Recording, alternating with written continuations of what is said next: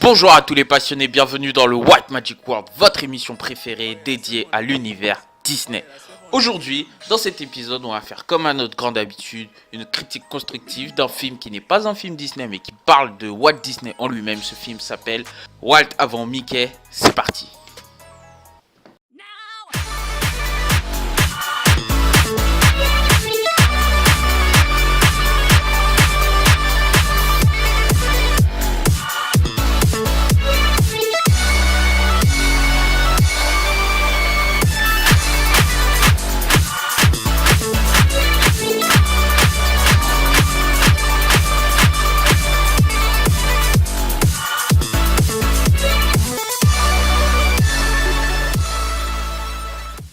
Donc mes chers passionnés, déjà pour commencer, petite introduction, ça me fait hyper plaisir de vous retrouver ici. Ça fait genre une semaine, donc on va dire bientôt 2 semaines qu'on ne s'est pas retrouvé sur cette chaîne. Pourquoi? Parce que j'étais parti en voyage au Portugal. Donc il y en a beaucoup qui m'ont suivi sur Instagram, ça m'a fait beaucoup plaisir, merci pour vos messages. Et du coup en fait j'ai essayé de tourner des vidéos au Portugal. Malheureusement je vais pas vous mentir, j'étais pas vraiment parti là-bas pour le boulot, j'étais plus parti là-bas pour les vacances, le loisir, donc manque de temps. Et au final en vrai je vais pas vous mentir, un petit peu la flemme, parce que bon voilà, je suis parti voyager. Je me suis dit je vais travailler au minimum, pas plus. Donc c'est un peu ce que j'ai fait, j'ai plutôt répondu à des emails, répondu à des gens que de faire du contenu en direct du Portugal, parce que c'était pas, si je puis dire, ma mission première en allant là-bas. Comme je vous disais, aujourd'hui on va faire ensemble la critique constructive d'un film donc, qui s'appelle Walt avant Mickey. Et en fait ce film, c'est un film qui parle de la vie de Walt Disney. Donc ce film il est sorti en 2015, il a été réalisé par le réalisateur Koa Lee. Et en fait il a été notamment scénarisé par Diane Marie Disney, qui est en fait la plus vieille et la seule fille de Walt Disney en tant que fille biologique. Donc c'est sa seule fille, et donc elle a participé à la scénarisation du film. Pourquoi je mentionne cela? Parce que donc c'est un film qui parle de la vie de Walt Disney lui-même, donc créateur de l'univers Disney. Et personnellement pour moi, je donne mon avis directement, hein, c'est le meilleur film de tous les Disney que je peux voir, même si c'est pas un film Disney. C'est ça qui est un peu paradoxal, si je puis dire. Donc voilà. Donc on va commencer tout de suite un peu avec le synopsis. C'est finalement assez simple à résumer, puisque ça raconte donc l'histoire de Walt Disney, de quand il est petit, si je puis dire, jusqu'à lorsqu'il crée Mickey, et jusqu'à ce que en fait Mickey connaisse un succès. Voilà. Donc pour ceux qui connaissent pas Mickey, on sait jamais, hein, voilà. Donc on voit pas forcément toute la période dans le film lorsque Walt il est petit. On voit surtout quelques images, quelques bribes de quand il est petit, pour un peu comprendre par où il en est passé. Mais surtout on voit sa vie, je pense, à partir de ses 16 ans, 17 ans, lorsqu'il revient de son année en France à la Croix-Rouge lors de la Seconde Guerre mondiale, où il est en fait venu, si je puis dire, pour aider les personnes dans le besoin et les personnes blessées. Donc il revient donc à Kansas City chez ses parents, et c'est à partir de là où vraiment on a une chronologie de sa biographie, en fait, de sa vie.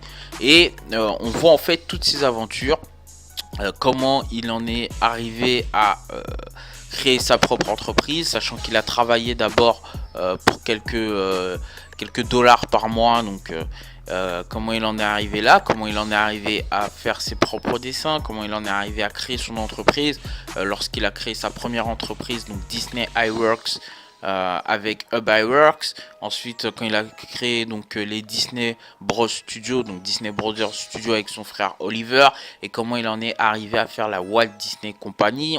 On voit aussi donc quand il a lancé les Laugh-O-Gram, notamment avec les Alice Comedies.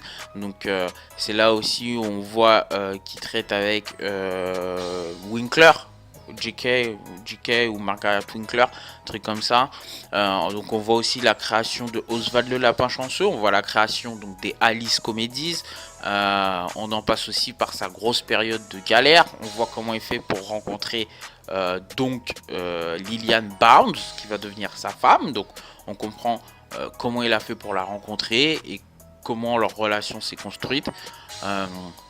On en voit aussi donc toutes ces galères avec Universal, etc. Donc par rapport à sa société qui fait faillite, par rapport à Oswald le lapin chanceux. Donc on finit donc par voir comment ça se passe concrètement lorsqu'il va à New York pour discuter avec eux des droits, etc.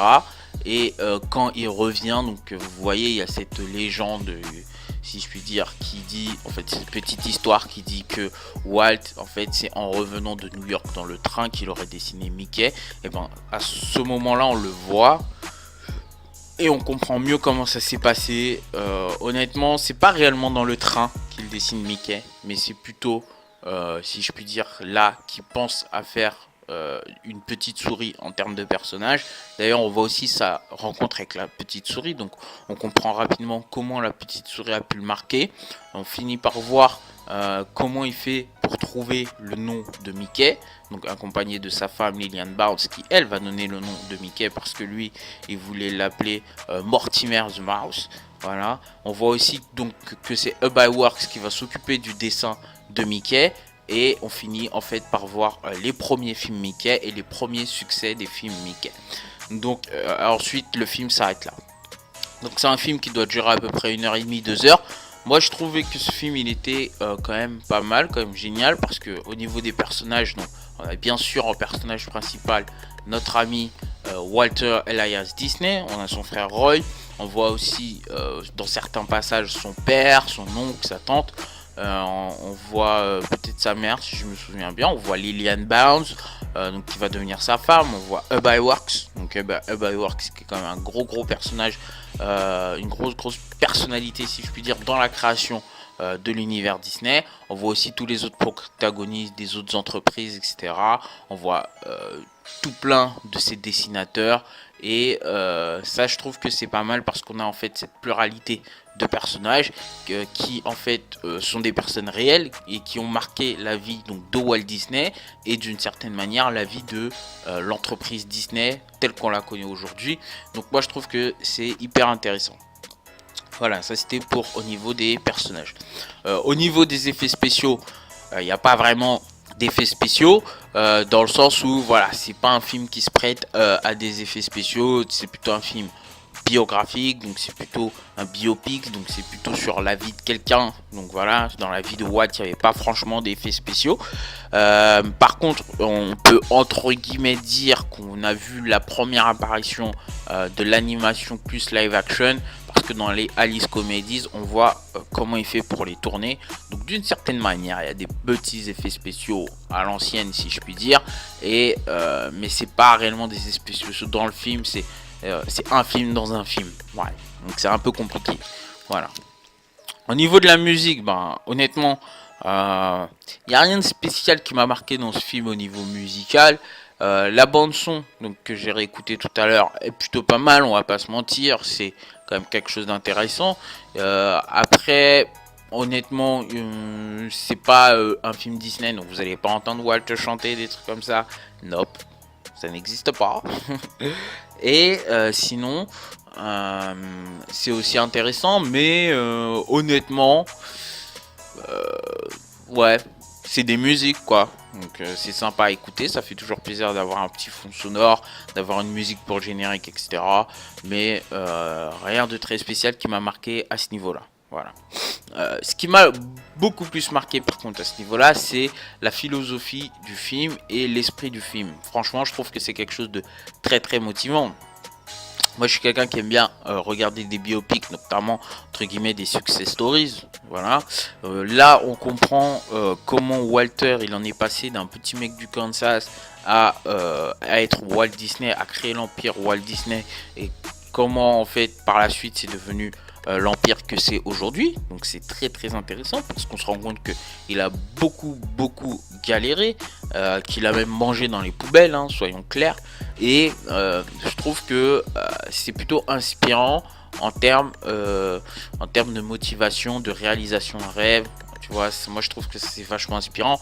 Surtout pour moi, Walt Disney, C'est l'entrepreneur le plus inspirant de ces derniers temps que je trouve, voilà, bien plus que Steve Jobs ou quoi. Donc c'est quand même intéressant d'avoir un petit film sur sa vie.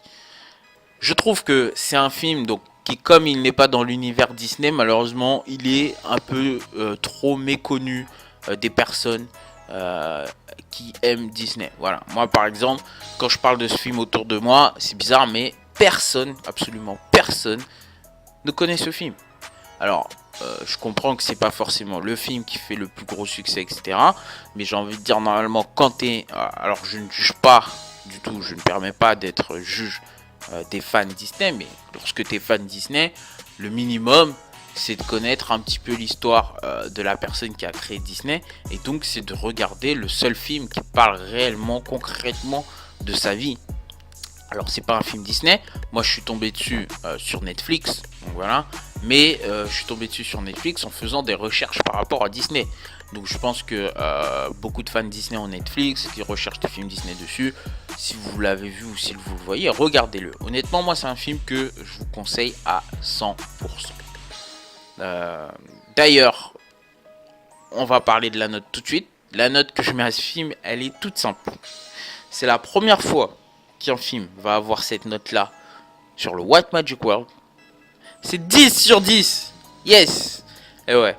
Donc le film, je vais le mettre un 10 sur 10. Pourquoi? Parce que pour moi, il rassemble tout ce que je recherche dans un bon film. Voilà. Personnellement, j'aime bien les films d'action. J'aime bien les films... les blockbusters, les films qui en jettent. La production américaine, si je puis dire. J'aime bien les films comédies, etc. Mais les films que j'aime par-dessus tout, ce sont donc les films d'inspiration. Voilà, pas forcément des biopics, des biographies, etc. Des films d'inspiration. Donc voilà, c'était un peu ce que j'avais à dire pour le moment. Donc je vous laisse sur cette note de 10 sur 10 pour le film Walt avant Mickey. Regardez-le, honnêtement, il est très très inspirant, il est très très intéressant. J'insiste beaucoup sur ce point-là. On se retrouve dans la prochaine vidéo. Si vous avez kiffé celle-ci, n'hésitez pas à me lâcher un pouce bleu, passez faire un tour sur mon Instagram et même abonnez-vous à ma chaîne YouTube, j'ai envie de dire c'est ça le plus important. Donc voilà, n'oubliez surtout pas que rêver c'est changer le monde, alors n'hésitez pas à rêver.